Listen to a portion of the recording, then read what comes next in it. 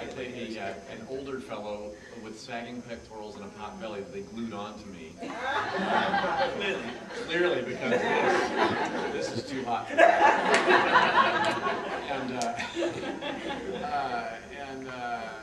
And I had rabies also, so there was that. As you do. As you do. And so what costume would you put on that guy? Briefs. And so that's what I wore. Dang it. The action figure would be awesome, wouldn't it?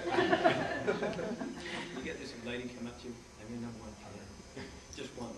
Yeah, yeah. One girl that just loves that. What's that one movie? You need quarantine. Will your boobs move, The jiggle is awesome.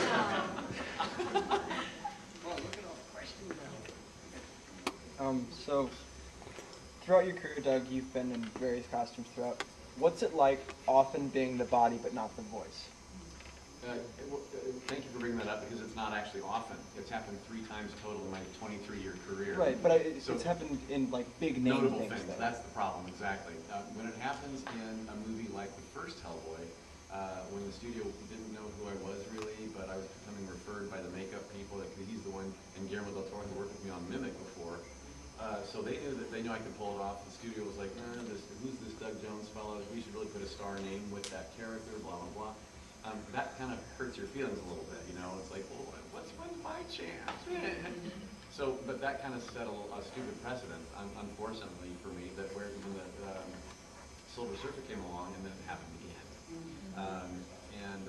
But by the time the Silver Surfer came along, we'd already worked through the Hellboy issues, and I'd already done the animated features with my voice.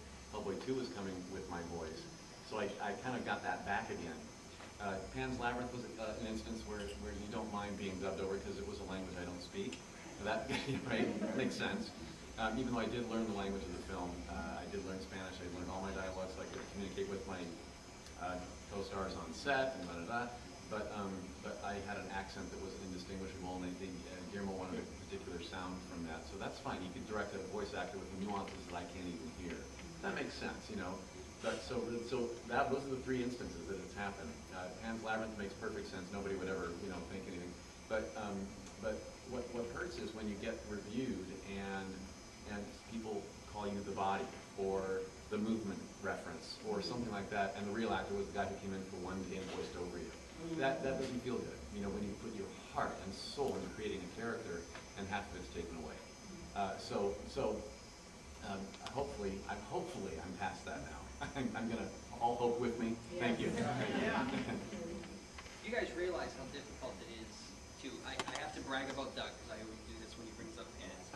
Only because I'm a struggling actor who would kill to do what he did. To learn your lines in Spanish. Okay, I have big name actors.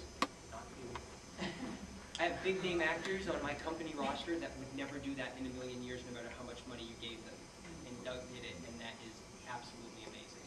And just a little trivia bit, I did it again recently in a French movie called Serge Gainsbourg, A Heroic Life. That's coming out in January. It's a biography picture on the life of singer-songwriter Serge Gainsbourg, who was a huge French icon.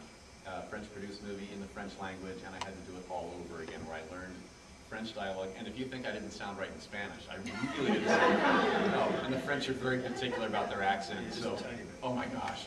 So there was no chance that my voice is going to stay in that one. But again, it makes perfect sense because I sound like an American speaking French, and they really need him to be a Parisian French character. So, and I did it with prosthetic makeup on again. I was the alter ego of Serge Gainsbourg. So it's a biography picture about a real life story with a fantasy element in it, and that would be me. So yeah, it's really going to be different and cool. January that comes out. How many of you watched Pans and were able to follow it without reading? A few.